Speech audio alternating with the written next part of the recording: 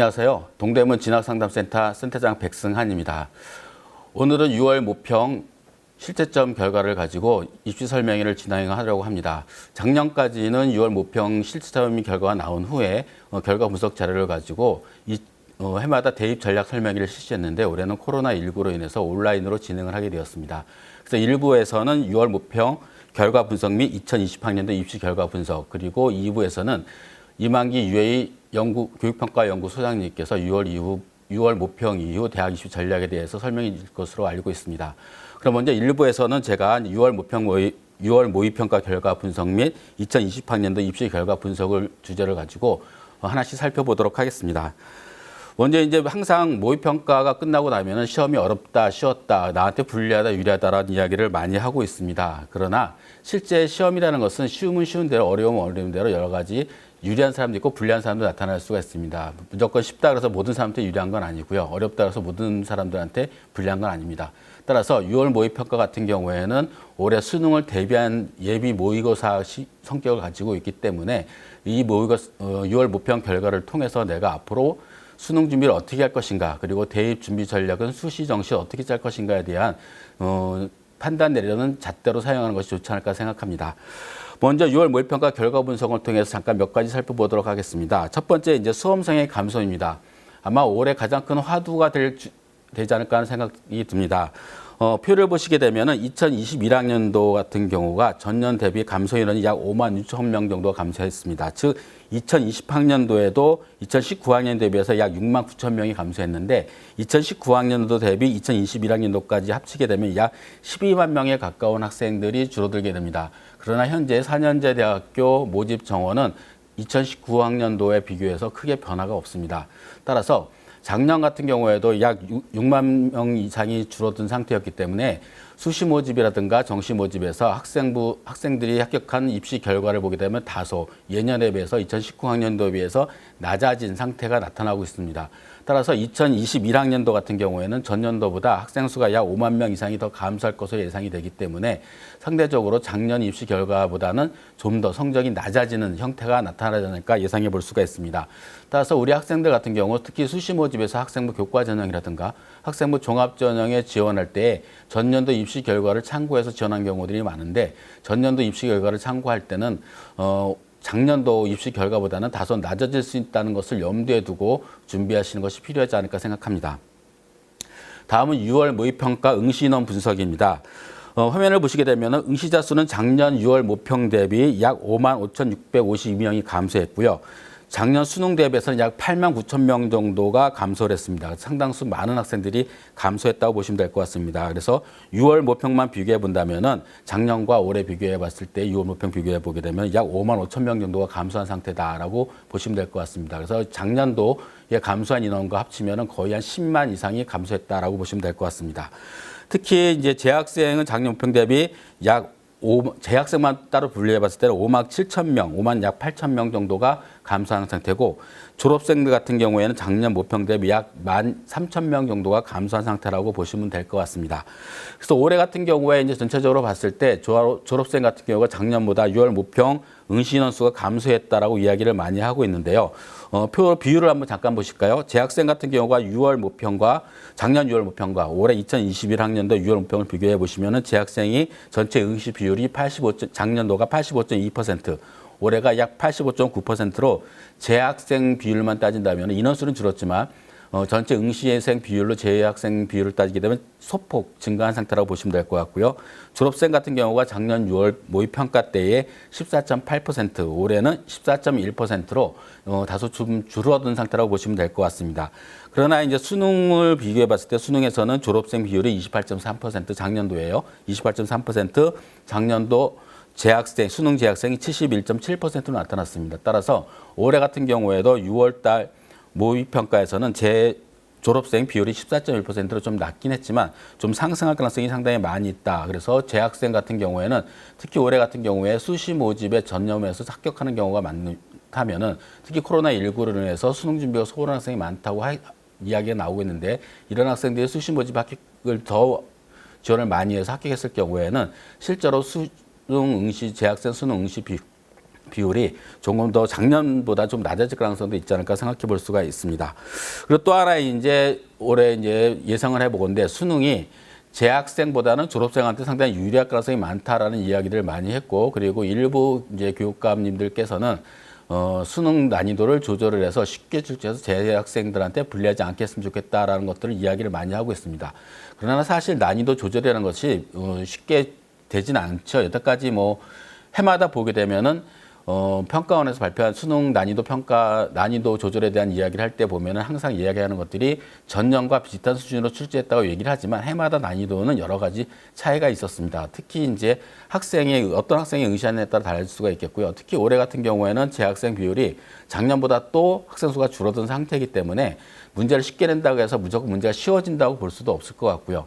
따라서 이 난이도의 조절은 어떻게 보게 되면 굉장히 쉽지 않은 부분이라고 보여지고요. 특히 이제 재학생보다는 재수생이 수능 준비를 더 오래 했기 때문에 더 유리할 수 있다라고 얘기를 하지만 해마다 보게 되면은 일반적으로 재학생보다는 재수생이 수능 준비를 더 훨씬 더 예전에도 오래 해왔었죠.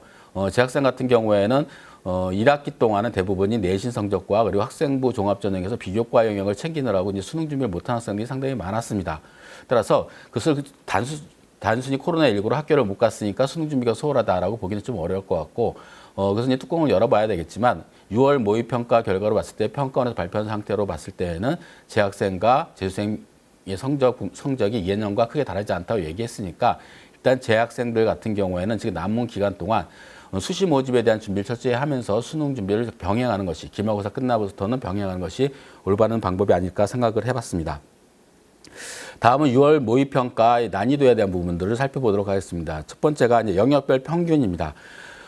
올해 문제가 쉬웠냐 어려웠냐를 평가할 때는 이제 여러 가지 잣대를 사용하는 경우가 많습니다. 제일 많이 사용하는 잣대가 등급 기준이죠. 1등급의 등급 컷이 원점수 봤을 때 작년보다 올랐냐 내려갔냐에 따라서 문제 올라갔으면은 문제가 쉬웠다. 작년보다 원점수 등급 컷이 내려갔으면은 문제가 쉬웠다. 이런 식으로 이제 얘기를 많이 하고 있는데, 이런 등급 컷에 대한 기준과 그리고 또 하나는 이제 최고점으로 분류하는 경우도 있습니다. 최고점이 문제가 쉬웠을 경우에는 최고점이 전년도보다 낮아지고요. 문제가 아주 어려웠을 경우에는, 난이도가 높았을 경우에는 최고점이 올라가는 수준이 있습니다. 이걸로 인해서 최고점이 높으면은 문제가 어렵구나.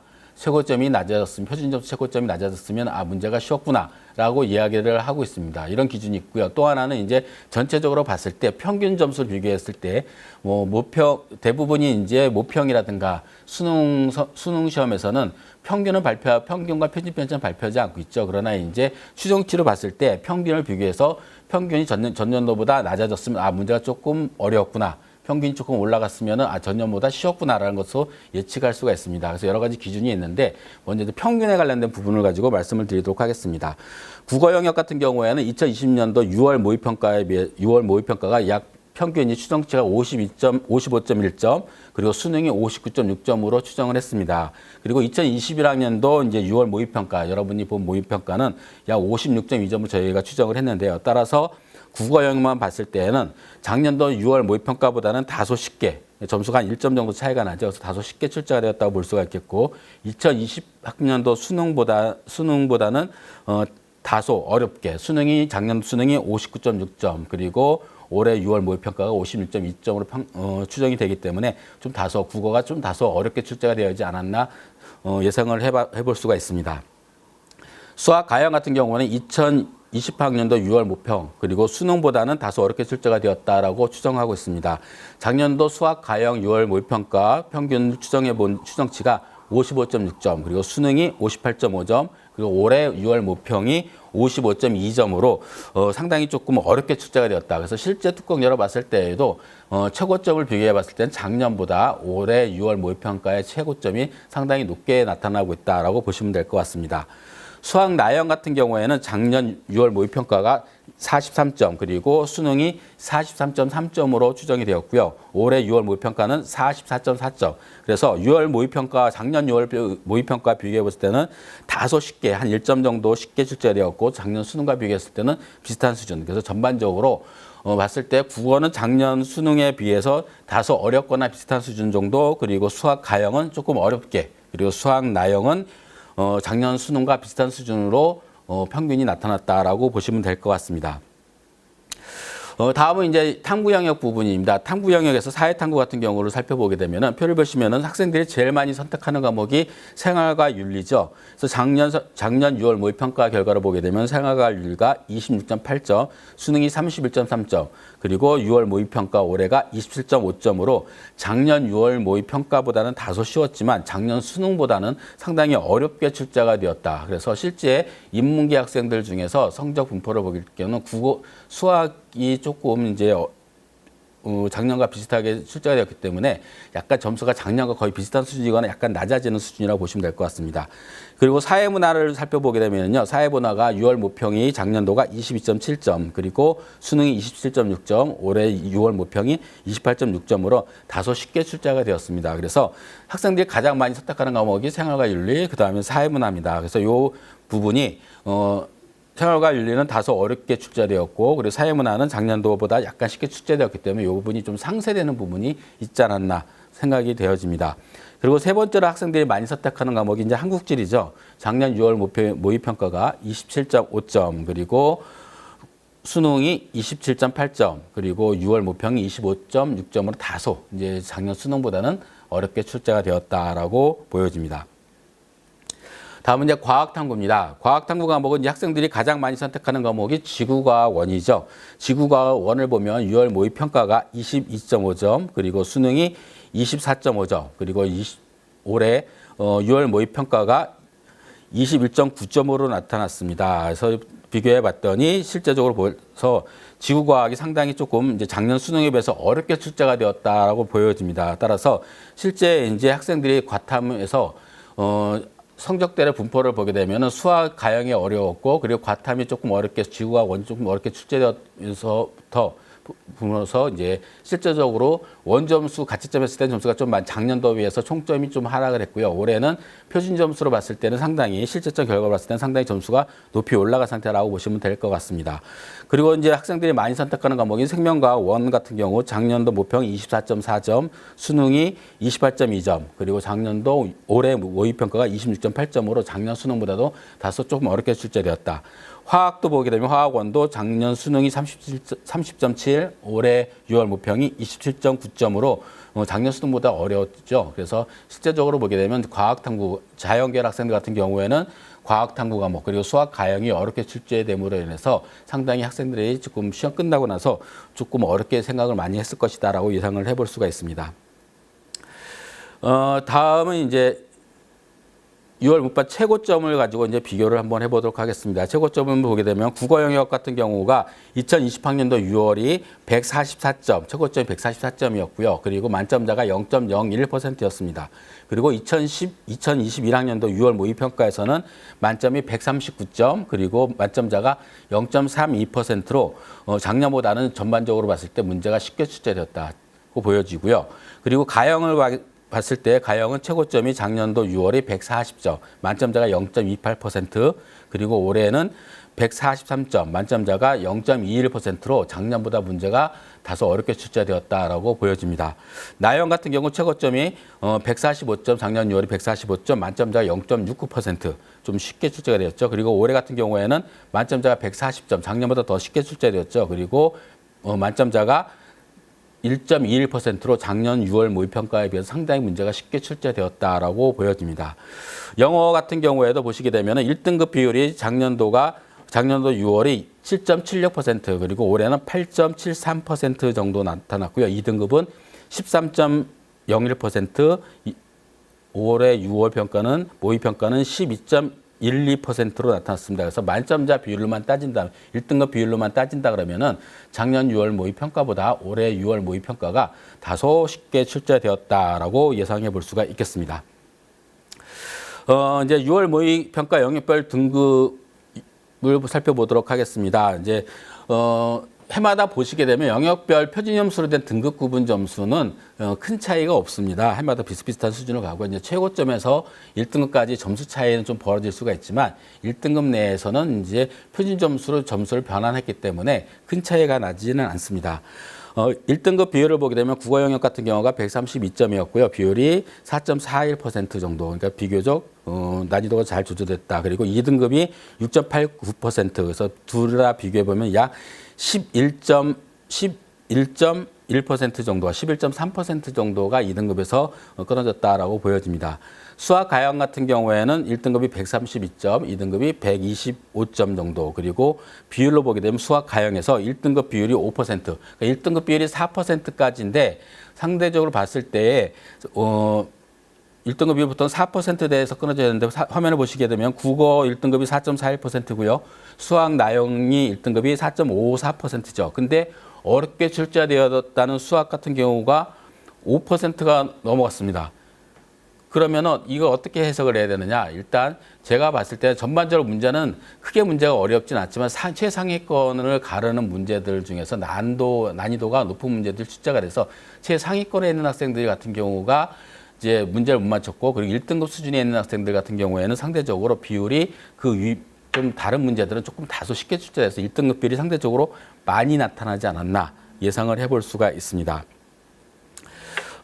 이제 사회탐구 같은 경우에는 이제 생활과 윤리 같은 경우에는 1등급이 65점, 2등급이 63점, 그리고 1등급 비율을 보게 되면 생활과 윤리가 7.8%, 그리고 2등급이 5.97%, 1등급이 7.8%니까 상당히 문제가 조금 쉽게 출제되었다라고 보여지고요. 다른 과목에 비해서 1등급 등급 구분 점수도 65점으로 좀 낮은 편입니다. 그리고 이제 학생이 많이 선택하는 한국지리 과목을 보게 되면 1등급이 68점, 그리고 만점자가 1등급 비율이 6.15%, 그러니까 4%가 넘어갔죠. 이것도 상당히 문제가 조금 조금 쉽게 출제되지 않나 보여지고요.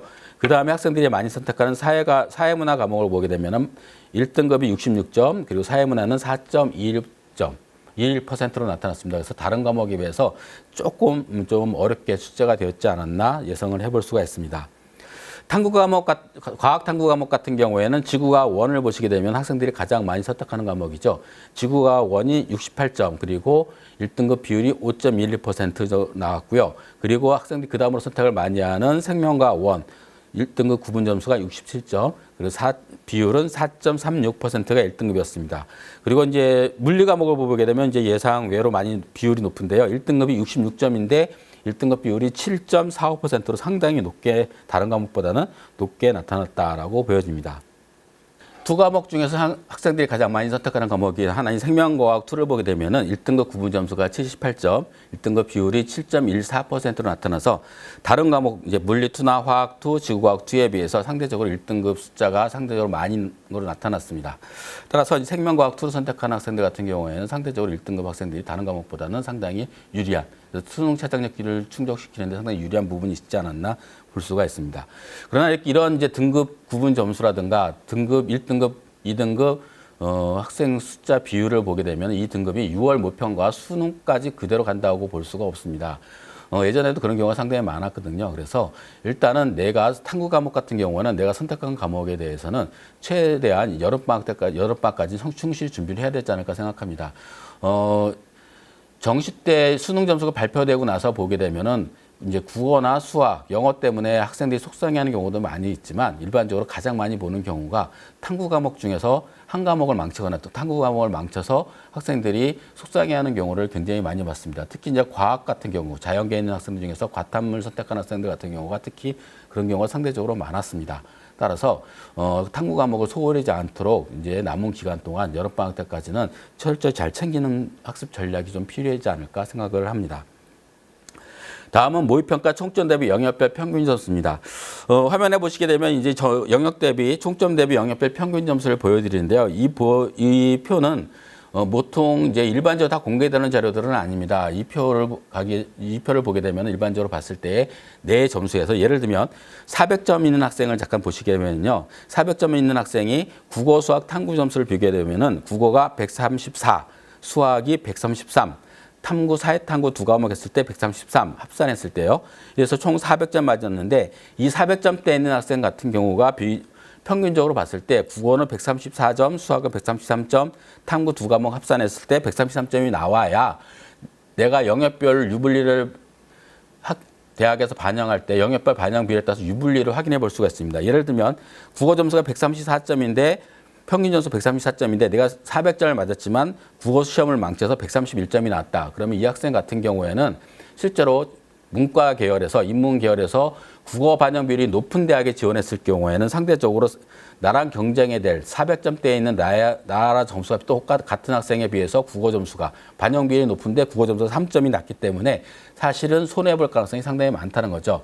따라서 이 부분들을 잘 확인해 보시기라고 지금 표를 보여드렸는데 지금 상황에서는 내 점수에 비했을 때 내가 점수가 국어가 400점인데 총점이 400점인데 134점이 평균인데 내가 뭐 129점, 130점이 났다 그러면은 내가 현재 대학에 정시로 지원했을 경우 국어 때문에 내가 다른 학생에 비해서 상대적으로 불리할 가능성이 상당히 많다는 거죠. 그러면 지금 남은 기간 동안에 내가 좀 더 투자해야 될 과목은 국어 과목, 즉 표준 점수가 낮은 국어 과목을 조금 더 노력을 해서 평균 점수 안에 들 수 있도록 노력하는 것들이 상당히 좋습니다. 따라서 이거는 이제 100분위로도 봐도 똑같고요. 그래서 이런 식으로 이제 살펴보도록 하기 위해서 제가 표를 보여드렸습니다. 따라서 이 표를 보시고 이제 이게 표가 궁금하신 분들은 저희 동대문 진학 상담센터로 연락을 주시면 저희가 확인해 드릴 수 있고 상담하실 때 찾아오시면 일대 컨설팅 하실 때 알려드리도록 하겠습니다. 따라서 단순히 지금 상황에서는 예시를 보여드리는 거니까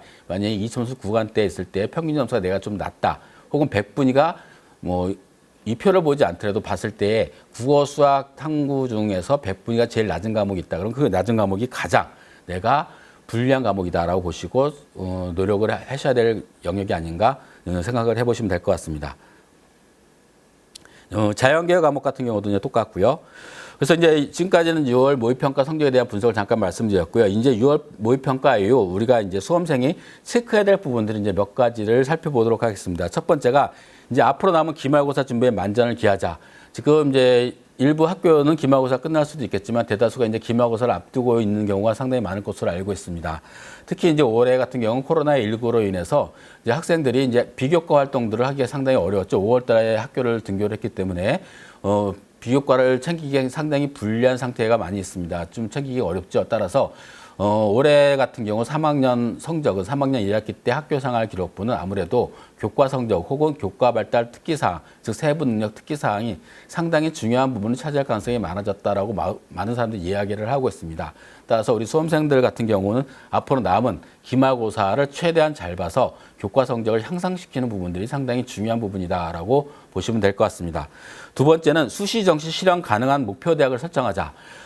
즉 이제 눈높이에 맞춘 대학을 설정해야 된다라고 보시면 될 것 같습니다.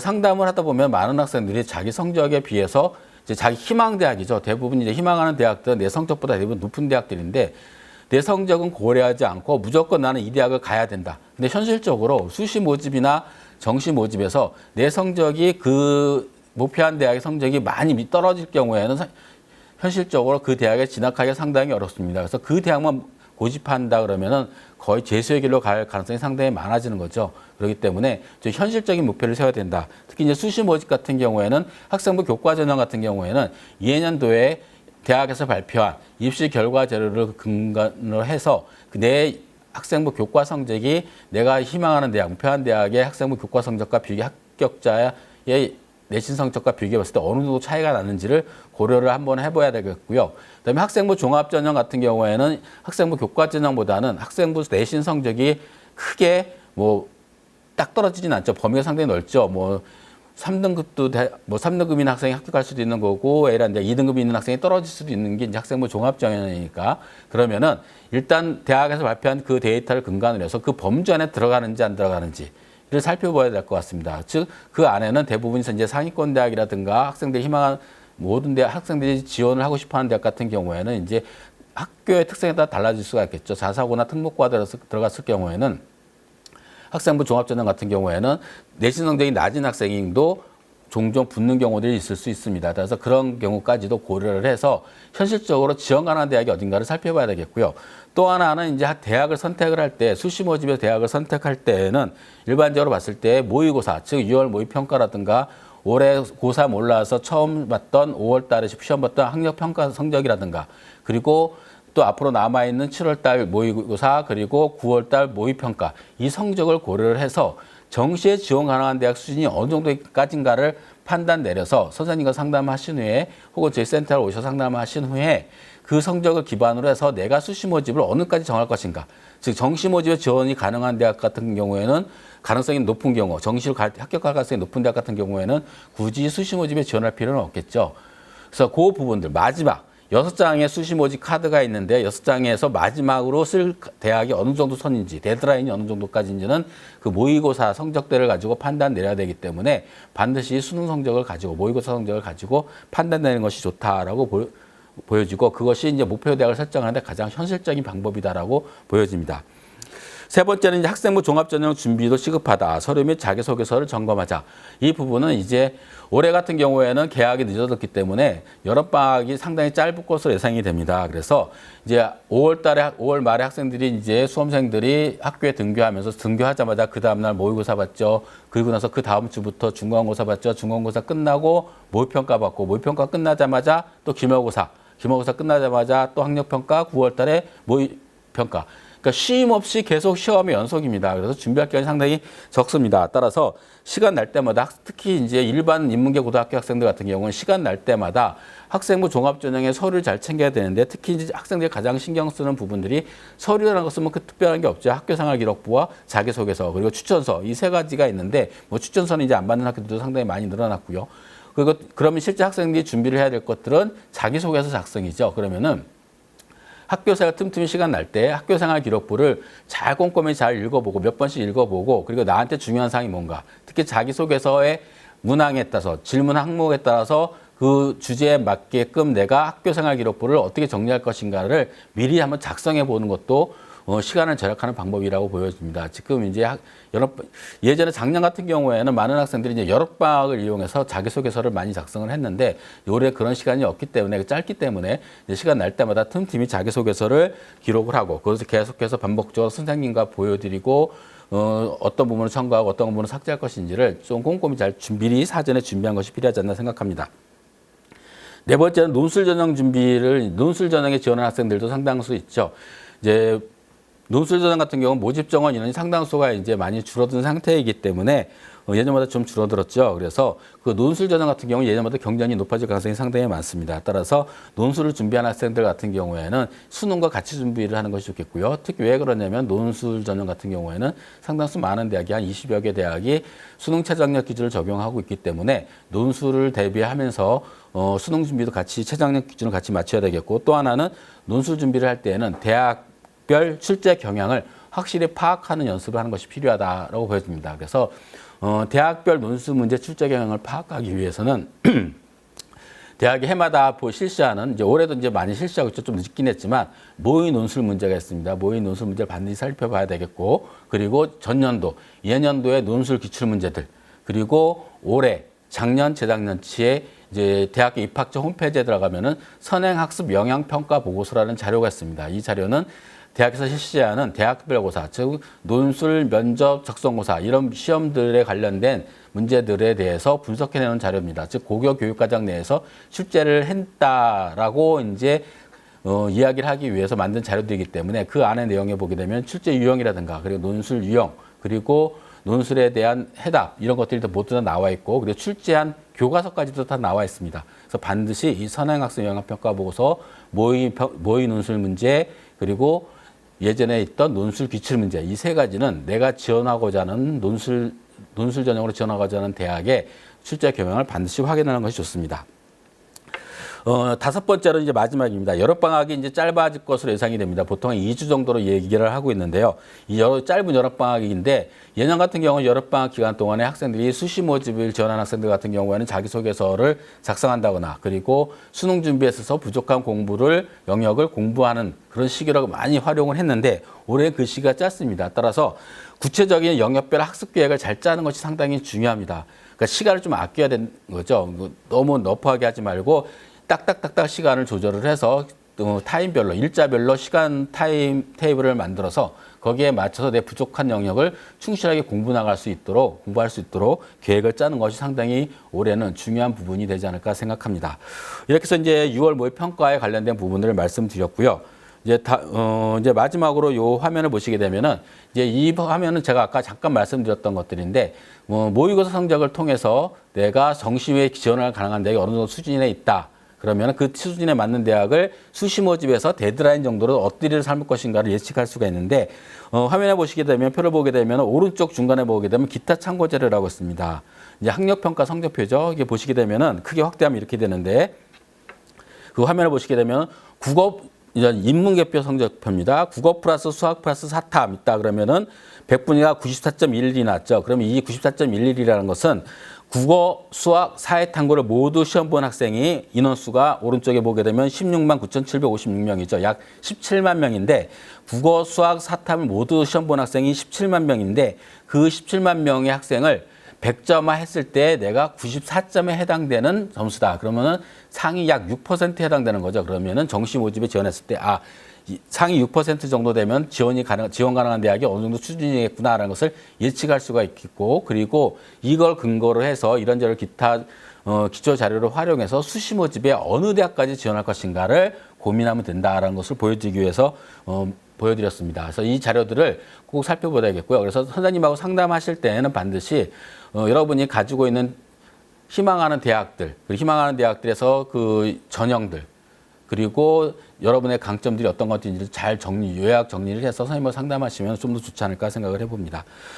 두 번째는 이제 2020학년도 주요 대학의 수시 지원 성향 분석하고 입시 결과를 이제 간단히 말씀을 드리도록 하겠습니다. 이 데이터를 보여드리는 이유는 이제 여러분들이 지원하는 대학들이 이제 서울에 있는 주요 대학들이 많이 지원하게 될 텐데 이 주요 대학들이 이제 6번 복수 지원 기회가 있는데 어느 쪽의 대학 학생들이 수시 모집에 많이 지원하고 있는지를 살펴볼 수 있도록 도움을 드리기 위해서 이제 설명을 드리고요. 또 하나는 이제 수시 입시 결과 같은 경우에는 작년도와 올해 이제 성적을 비교해 봐서 어느 정도 수준까지가 지원이 가능할 것인가 예측해 보기에 도움을 드리고자 이제 말씀을 드리도록 하겠습니다. 먼저 2020학년도 수시 모집 중복 지원 현황입니다. 화면에서 보시게 되면은 이제 먼저 첫 페이지는 고려대, 서울대, 연세대 이 세 개의 대학이 있고요. 우리나라 최상위권 대학들이죠.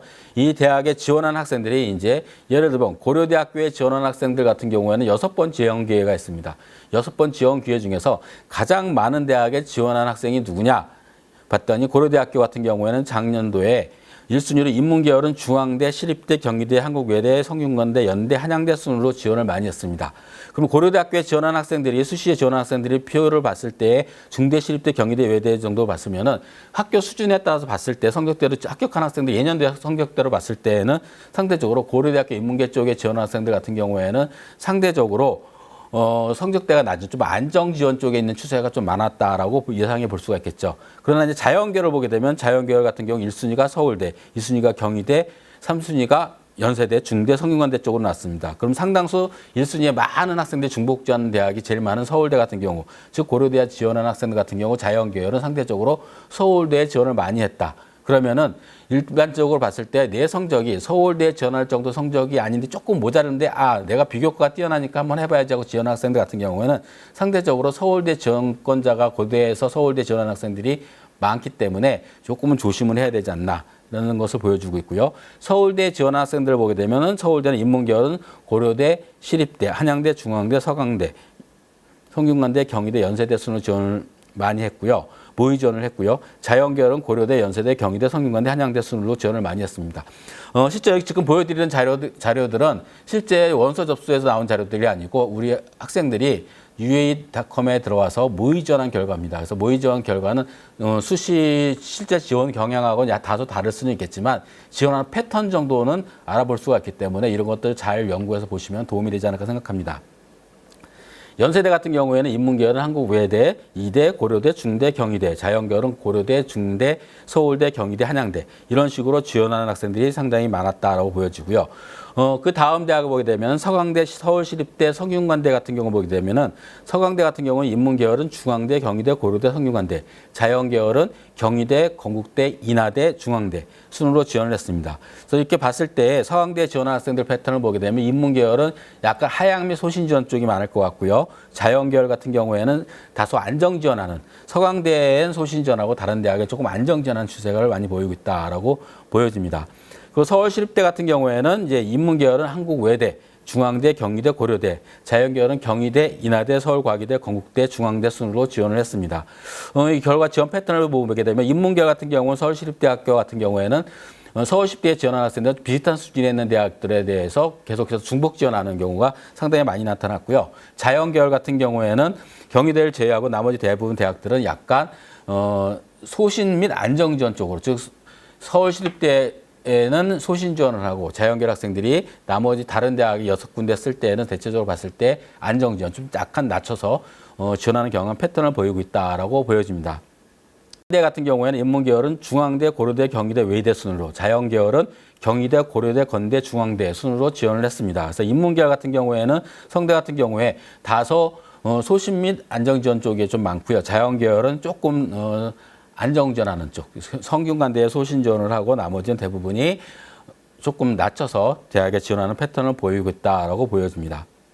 다음 이제 경희대학교, 건국대, 경희대, 동국대를 살펴보도록 하겠습니다. 건국대 같은 경우에는 인문은 동국대, 경희대, 국민대, 중앙대, 자연계열은 경희대, 인하대, 과기대, 동국대. 즉 이제 건국대학교 같은 경우나 동국대학교, 맨 오른쪽에 있는 동국대학교를 보게 되면은 지원하는 대학의 패턴 수준이 비슷합니다. 즉 건대, 동국대 같은 경우에는 이제 상위권 학생들이 지원하기는 하지만 최상위권은 아니기 때문에 약간 이제 걸쳐 있는 경우가 상당히 많습니다. 상위권 대학과, 그러니까 인기 있는 학과들과 비인기 학과들 같은 경우, 인기 있는 학과들 같은 경우에는 조금 위에 속해 있는 대학들, 점수가 좀 높은 대학들과 학과들이 겹쳐져 있지만 낮은 대학은 좀 낮은 편이죠. 그래서 건대, 동국대 같은 경우에는 대부분이 중복 지원이 그 대학과 비슷한 수준에 있는 대학들에 반복해서 지원하는 패턴을 보이고 있습니다. 예를 들면 건대 같은 경우에는 동국대, 경희대, 국민대, 자연계열은 경희대, 인하대, 과기대, 동국대를 살펴보시게 되면은 동국대 인문계열은 건대, 경희대, 외대, 자연계열은 인하대, 경희대, 건국대, 서울과기대. 좀 비슷하죠. 즉 이제 요 두 대학 같은 경우에는 일반적으로 봤을 때 뭐 상향이다, 소신이다 이런 게 아니라 자기 대학, 자기가 지원한 대학과 비슷한 수준의 있는 대학들에서 반복적으로 지원하는 패턴을 보이고 있습니다. 경희대 같은 경우도 약간 그런 패턴을 보이고 있는데 경희대 인문계열은 건국대, 중앙대, 동국대, 외대, 자연계열은 건국대, 인하대, 동국대, 과기대 이런 식으로 좀 비슷한 패턴으로 지원을 하고 있습니다. 그리고 이제 약간 좀 더 여기 이제 상위권에 있는 대학들이죠. 이화여대 같은 경우에는 인문계열에서는 한국외대, 중앙대, 숙명여대, 연세대, 자연계열은 인하대, 동국대, 국민대, 경희대, 부산대 이런 순으로 지원을 했고요. 봤을 때 인문계열 같은 경우는 약간 이대 지원한 학생들이 이대는 소신 지원하지만 나머지 대학은 약간 안정지원 쪽으로 지원했고 자연계열은 또 마찬가지 패턴을 보이고 있다고 보여집니다.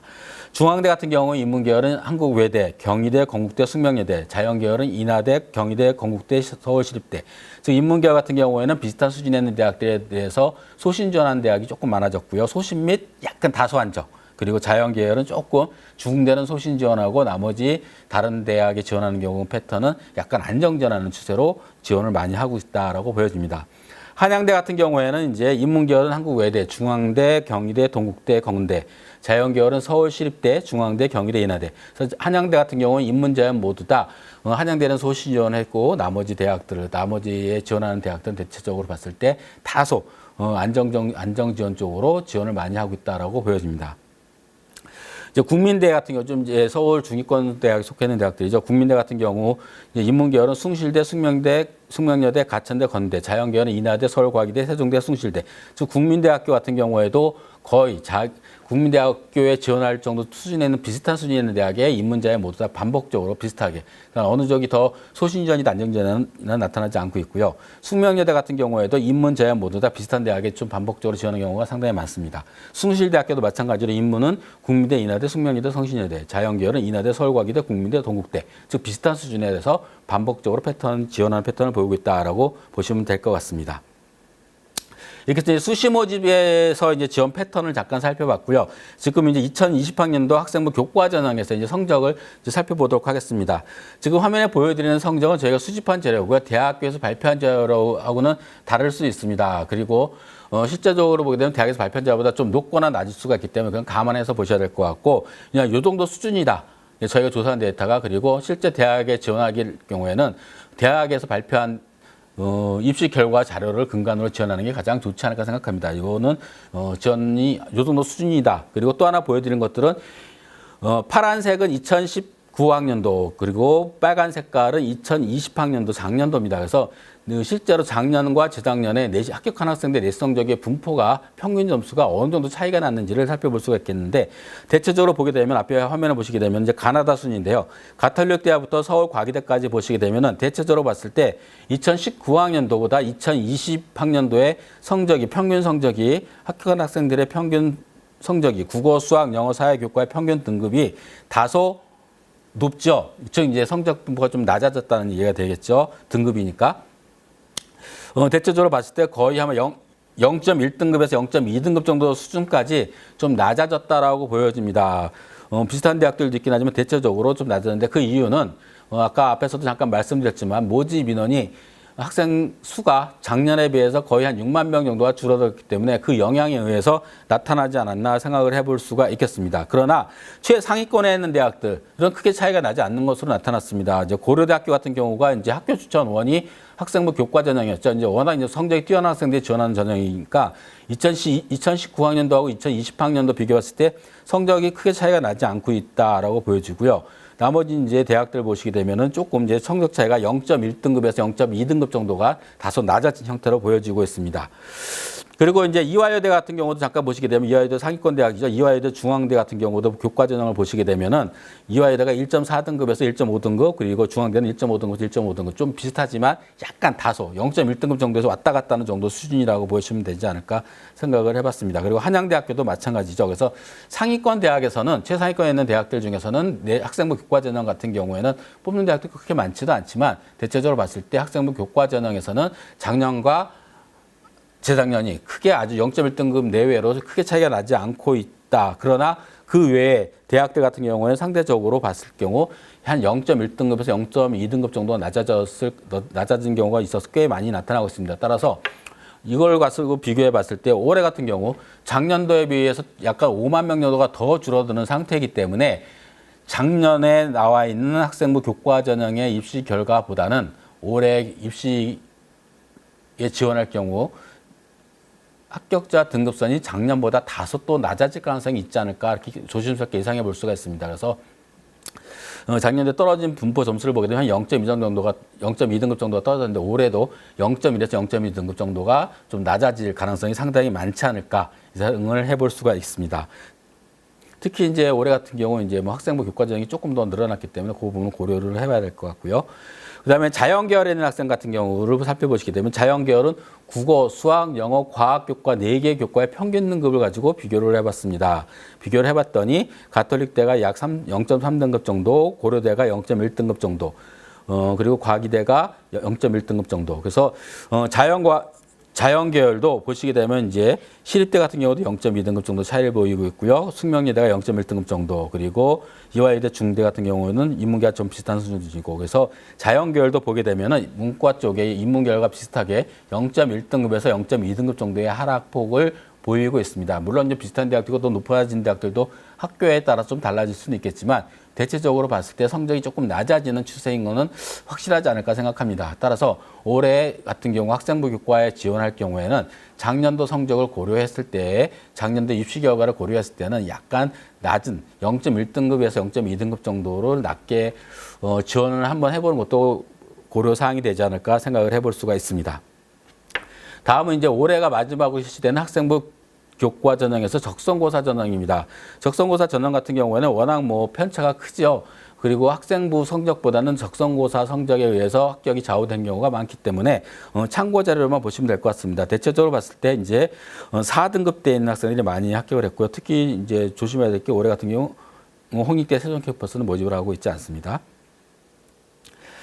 이제 다음은 학생부 종합전형입니다. 학생부 종합전형 인문계열을 이제 보시도록 하겠습니다. 인문계열 같은 경우, 가톨릭대 같은 경우 이제 서울 소재 있는 대학들 중에서 대체적으로 봤을 때 가톨릭대, 광운대, 덕성여대 이런 대학들 같은 경우 봤을 때 대체적으로 봤을 때 학생부 교과전형 같은 경우에는 3등급 초반대, 이제 이게 합격자의 평균 성적을 고려한다면은 3등급 중반대까지도 합격자가 많이 나왔을 것으로 예상이 됩니다. 따라서 올해 같은 경우에는 3등급 중반까지도 서울 소재에 있는 대학에 이제 지원을 한번 도전해봐도 되지 않을까 생각을 해볼 수가 있습니다. 그리고 마찬가지로 학생부 교과 전형과 마찬가지로 비교해 작년 성적과 올해 성적을 비교해 보면은 약 0.1등급에서 0.2등급 정도의 교과 성적과 비슷하게 약간 하락 점수를 보이고 있습니다. 그러나 이제 그 떨어진 정도 수준이 화면에서 보시는 바와 같이 학교마다 약간의 차이는 있습니다. 인문계열이긴 하지만 그래서 한 학생부 교과 성적도 학생부 종합전형 같은 경우에도 학생부 성적만 본다면은 작년에 비해서 성적이 다소 조금 낮아질 가능성이 있기 때문에 그것을 고려해야 된다. 그래서 서울 수재있는 대학 같은 경우에는 보통 3등급 중반대까지도 한번 도전을 한번 해보는 것도 필요할 것 같고요. 그리고 브라인드를 실시하고 있기 때문에 브라인드 서류 평가를 실시하고 있기 때문에 일반 인문계 고등학교 학생들 중에서도 비교과 영역이 조금 뛰어나고 좀 우수한 학생이라면은 우수한 평가를 받을 수 있는 학생이라면은 조금 과감하게 도전해보는 전략도 한두 개 학교에서는 과감하게 도전해보는 것도 하나의 방법이 되지 않을까 생각합니다. 자연계열입니다. 자연계열 같은 경우에는 이제 보시게 되면은 자연계열 같은 경우에도 이제 보시게 되면은 이제 숙명여대, 숭실대, 연대 이런 대학들도 대체적으로 인문계들과 크게 차이가 나지 않고 있다라고 보여집니다. 다음은 이제 주요 대학 정시 모집을 한번 살펴보도록 하겠습니다. 정시 모집 지원 성향을 보게 되면 이제 먼저 고려대학교인데 이거는 고려대학교 같은 이제 3개년을 같이 봤습니다. 2018, 2019, 2020 학년도 고려대학교는 이제 나군에 있죠. 그래서 가군과 다군에 지원한 학생들을 살펴보도록 하겠습니다. 가군에 지원한 학생들 같은 경우 1순위는 서울대학교가 제일 많습니다. 3개년이 거의 동일합니다. 그리고 2순위에서는 서강대학교 변화가 없고요. 3순위도 경희대학교 변화가 없습니다. 그리고 4순위에서는 시립대, 작년도에는 시립대학교, 재작년에 성균관대, 한양대, 그리고 5순위는 성균관대, 한양대, 성균관대 이런 식으로 대체적으로 봤을 때 고대에 많이 지원 학생들은 서울대, 서강대 복수 지원이 상당히 가장 많고요. 그 다음에 많은 대학이 경희대, 그리고 성균관대, 한양대가 이제 번갈아 가면서 나타나는 형태라고 보시면 될 것 같고, 다군 같은 경우에는 대학이 많지가 않죠. 홍익대, 중앙대 정도 있고요. 제주대가 이제 재작년부터 많이 올라오는데 제주대가 올라오는 일은 이제 의예과가 이제 제주대가 다군에서 선발하기 때문에 이런 형태가 보이지 않나 보여집니다. 다음은 이제 서울대학교입니다. 서울대학교 같은 경우에는 1순위가 연대, 재작년은 고려대, 3년 전에 2018학년도에는 고려대. 그래서 연세대학교와 고려대학교가 번갈아 가면서 이제 1, 2의 지원 순위에 보여 있고요. 세 번째는 이제 한양대학교에 지원한 성적이 상당히 많고, 네 번째 대학은 이제 성균관대 쪽에 지원한 성향을 많이 보이고 있다. 그리고 특이한 게 이제 경희대학교가 상위 순위에 많이 해마다 들어가고 있다라고 보여집니다.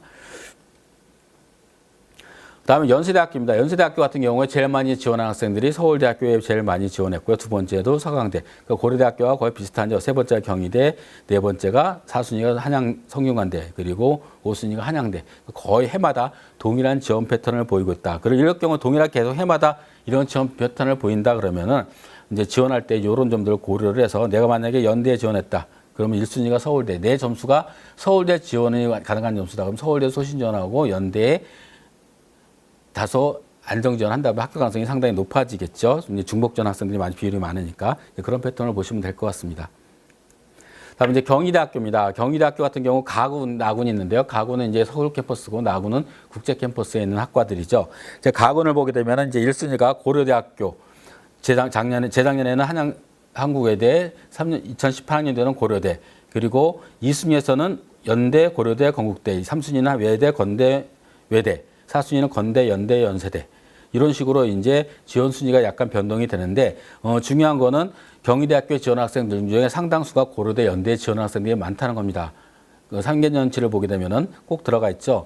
따라서 즉 경희대 가군에 지원 학생들 같은 경우에는 가군에는 안정 지원, 그리고 나군에서는 고려대, 연세대학교에 소신 지원하는 추세가 상당히 많이 있는 학생들이 많다라고 보여집니다.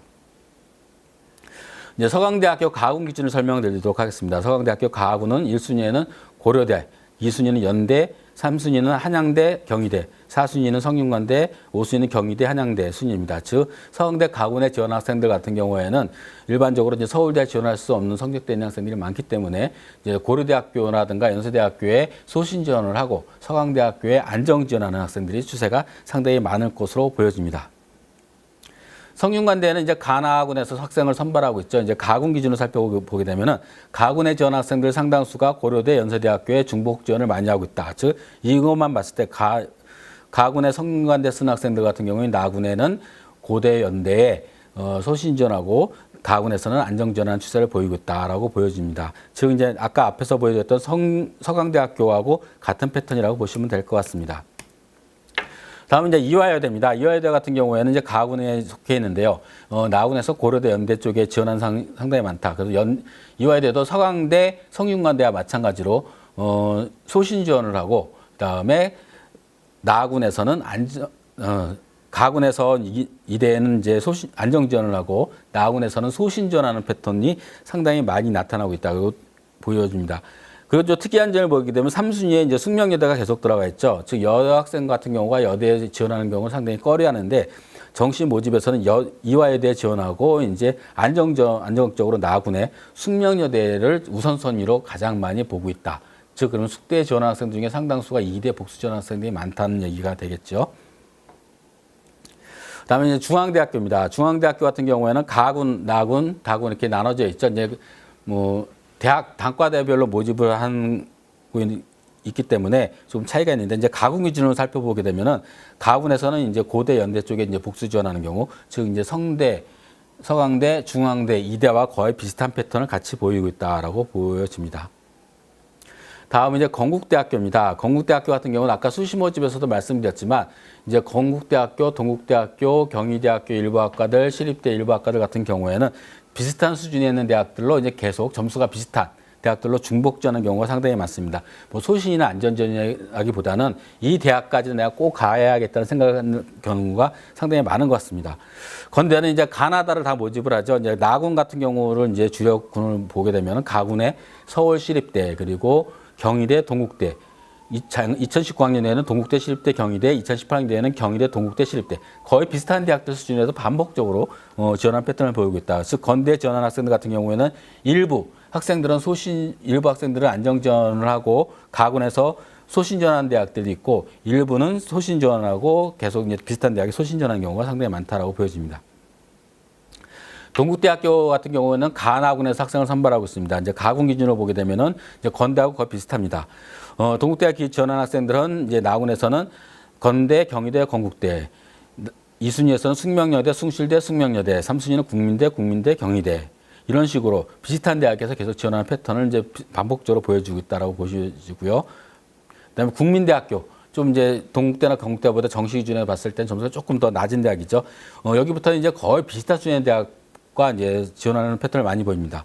국민대학교 같은 경우는 세종대에 지원하는 비율이 상당히 높은데 세종대가 이제 점수상으로 봤을 때 분포 정시 기준으로 봤을 때 합격자 결과를 보게 되면은 세종대보다 약간 국민대학 점수가 조금 높은 편입니다. 그래서 국민대 가군에 지원하는 학생들 같은 경우에는 국민대는 소신 지원하지만 나군에서는 세종대는 이제 약간 다소 안정권으로 지원을 하겠고요. 그리고 일부 학생들 같은 경우에는 건대, 숙명여대, 경희대 같은 경우에는 소신 지원을 하지만 가군에서는 국민대에 안정 지원하는 패턴을 보이는 학생들도 상당히 많다라고 보여집니다.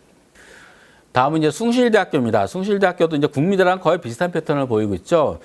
가군의 숭실대학교가 이제 나군에서는 세종대에 가장 많이 지원하고 있고, 그 다음에 두 번째 2순위는 숙명여대 쪽에 가장 많이 지원하고 있다라고 보여집니다. 그래서 국민대학교랑 비슷하게 일부는 이제 안정지원, 숭실대학교에 이제 소신지원 학생들은 일부는 세종대학교라든가 상명대학교에는 안정지원을 하게 되겠고요. 그 다음에 숭실대학교에 이제 안정지원하는 학생들 같은 경우에는 나군에서 숙명여대라든가 경희대라든가 건국대학교에 이제 소신지원하는 이런 패턴을 이제 반복적으로 보여주고 있습니다. 이렇게 해서 이제 일부 대학들, 주요 대학들의 이제 수시 모집과 정시 모집에 대한 이제 지원 성향을 패턴을 분석해 봤고요. 이제 마지막으로 이제 지원 가능 대학 점수 정시 모집으로 이제 대부분의 이제 많은 대학들이 정시 입시 결과는 아직 발표하지 않은 상태이기 때문에 오늘은 이제 6월 모의평가가 실제점이 지난주 목요일 날 나왔기 때문에 그 모의평가 기준으로 했을 때에 모의평가 기준으로 표준 점수로 봤을 때 이 정도 수준이면 어느 대학 정도까지 지원이 가능하겠구나라는 것들을 범위로 정해서 저희가 약간 설명을 드리도록 하겠습니다. 이제 여기 화면에 보여드리는 점수는 이제 국어, 수학, 사회, 이 인문계는 이 세 개 영역의 표준 점수 합산입니다. 탕구 영역은 두 개 과목을 다 합산을 했고요. 그래서 600점 만점으로 봤을 때에 세 개의 점수를 봤을 때 가톨릭대 같은 경우에는 표준 점수가 370점대부터 390점대까지 390점이 넘어가는 건 아마 간호학과인 것 같습니다. 그 밑에는 좀 낮아지니까 370점대부터 380점대까지 분포할 가능성이 많고요. 건국대학교 같은 경우에는 388점부터 표준 점수 합이 388점부터 397점 정도 수준까지 그리고 고려대학교 같은 경우에는 402점에서 412점 정도까지. 이제 고려대학교 같은 경우는 과가 굉장히 많죠. 이제 학과 모집을 하기 때문에. 그리고 광운대 같은 경우는 379에서 395점 정도. 그리고 동국대학교 같은 경우가 388점에서 399점 정도. 그리고 상명대가 367점에서 381점. 즉, 이 점수 상태 분포를 봤을 때, 이거는 저희가 UA에서 이제 예측을 한 점수니까 이게 좀 확실하게 이 정도 수준이면 이 정도까지 지원권이 가능하다는 것만 확인하시면 됩니다. 그래서 대체적으로 봤을 때 서울 소재 대학에 이제 마지막까지 지원하려고 하면은 최소한 점수가 370점 이상은 돼야지 서울 소재에 있는 대학에 한번 도전해 볼 수 있지 않을까 생각을 해봅니다. 그리고 이제 서강대 같은 경우에는 학과가 많지 않죠. 그래서 400점부터 403점까지, 그리고 서울대가 410점에서 415점 정도까지, 그리고 서울여대가 367점에서 376점, 그리고 숙명여대가 383점에서 392점 정도 수준까지로 보여지고 있습니다. 그리고 이제 나머지 대학들을 살펴보게 되면 이제 숭실대가 375에서 387, 그리고 이화여대가 396에서 404점, 그리고 한양대가 400점 정도, 그러니까 398점 정도부터 404점 정도까지, 그리고 홍익대가 387점에서 392점 정도. 좀 이것으로 봤을 때 대체적으로 아까 말씀드렸던 것처럼 대체로 서울 소재 있는 대학은 365점 이상, 즉 300점 안정권이라 간다 그러면 370점 이상 정도 되면은 서울 소재 있는 대학에 지원이 가능할 것 같고요. 그리고 최상위권에 있는 대학은 최소한 400점 이상은 돼야지 지원이 가능할 것으로 예상이 되고, 그리고 그 다음에 있는 대학들 같은 경우에는 보통 395점 이상 정도 보시게 되면은 서강대학교라든가 성균관대 보게 되면 거의 400점 가까이 되죠. 그 외의 대학들은 390점 이상이 돼야지 지원이 가능할 것으로 예상이 됩니다. 그리고 지금 보여드렸던 대학들 같은 경우가 일반적으로 봤을 때 이런 대학들이 여기 나와 있는 점수가 이제 인문계열이기 때문에 국어, 수학, 탐구 정도고요. 영어는 빠진 상태입니다. 그래서 대체적으로 봤을 때 영어 성적은 서울 시내에 있는 서울 소재에 있는 대학에 지원하려면 최소한 영어 성적은 2등급 이내에 들어야지 불리하지 않다. 이런 것을 염두에 두시고 보셔야 될 것 같습니다. 자연계열 같은 경우에는 이제 국어, 수학, 과학 세 개 영역의 표준 점수 합이고요. 그리고 주의해야 될 게 의예과라든가 한의예과, 치의예과가 있는 대학들 같은 경우에는 점수가 너무 끝에 점수가 너무 높아지기 때문에 의예과, 치의예과, 한의예과 점수는 제가 뺐습니다. 빼고 그 밑에 있는 점수까지만 했습니다. 가톨릭대 같은 경우도 이제 의예과 빠진 점수죠. 357점부터 384점. 그냥 간호학과 점수인 것 같고요. 대체적으로 봤을 때 360점 중반대 정도까지가 지원이 가능할 것으로 예상이 되고요. 건국대학교 같은 경우는 378점부터 404점. 404점은 아마 수의예과로 예상이 되고요. 이거보다 점수가 조금 낮아야 되겠죠. 그럴 경우에는 아마 제가 봤을 때는 380점 중후반 정도까지 다군에 있기 때문에 한 380점 중후반 정도까지가 아마 점수가 되지 않을까 생각이 들고요. 경희대학교 같은 경우에는 383점부터 389점 정도, 그리고 광운대가 363점부터 368점, 상명대가 357점부터 368점 정도 수준까지. 즉 이걸로 봤을 때 서울 소재 대학 같은 경우 자연계열 같은 경우에는 350점 중반대 355점 이상이 돼야지 서울 소재에 있는 대학에 지원이 가능하지 않을까 예상을 해볼 수가 있습니다. 서강대학교 같은 경우에는 391점에서 394점이고요. 서과기대 같은 경우에는 362점에서 378점, 서울대는 400점에서 412점 정도. 서울대 의예과하고 치의예과는 빠진 상태입니다. 그 시립대 같은 경우는 381점에서 389점, 그리고 성균관대는 390점에서 400점. 여기도 서울 의예과는 빠진 상태고요. 성신여대가 365점에서 375점. 그리고 연세대학교가 395점에서 406점. 그리고 이화여대도 388점에서 394점. 그리고 한양대가 389점에서 399점. 이 상태로 봤을 때 서울 소재대학은 아까 말씀드렸던 것처럼 355점 이상. 그리고 그 위에 중위권 대학들 같은 경우에는 378점 이상, 370점 중반, 375점 이상, 그리고 상위권 대학들은 390점 이상 정도가 돼야지 자연계열에서 서울 소재 대학에 지원을 해야 할 가능성이 많지 않을까 생각합니다. 이렇게 해서 이제 6월 모의평가와 그리고 2020학년도 지원 성향 분석 그리고 입시 결과에 대해서 잠깐 말씀을 드렸습니다. 이제 앞으로 남은 기간들이 이제 기말고사와 이제 모의평가 그리고 이제 수시 모집 대비한 서류를 챙긴다거나 자기소개서를 이제 작성해야 될 시기가 왔습니다. 여러분들이 너무 이제 코로나19 때문에 너무 위축된 생활을 많이 했는데 조금은 이제 공부를 좀 다잡으면서 거기에 대한 너무 신경 쓰지 마시고 일단은 벌어진 일이니까 어차피 이제 우리가 넘어서야 될 산이라고 보여집니다. 이 상태에서 얼마나 잘 슬기롭게 극복해 나가느냐가 가장 중요하지 않을까 생각합니다. 그래서 남은 기간 동안 지금 이제 장마도 오고 그리고 날도 상당히 더워질 텐데 건강에 유의하면서 남은 기간 잘 준비를 하시면 분명히 좋은 결과 있으리라고 생각합니다. 그리고 이제 동대문 지역에 있는 학생들 같은 경우에는 언제든지 동대문 진학상담센터에 문이 열려 있습니다. 앞으로 여름방학 프로그램으로는 이제 1:1 입시 컨설팅, 수시 대비 1:1 입시 컨설팅이 있고요. 그리고 자기소개서 첨삭, 그리고 1:1 모의 면접, 이런 프로그램들이 앞으로 많이 진행될 예정으로 있으니까 많은 이용 부탁드립니다. 남은 기간 잘 준비하셔서 모두 다 여러분들이 원하는 대학에 합격하시기 바랍니다. 감사합니다.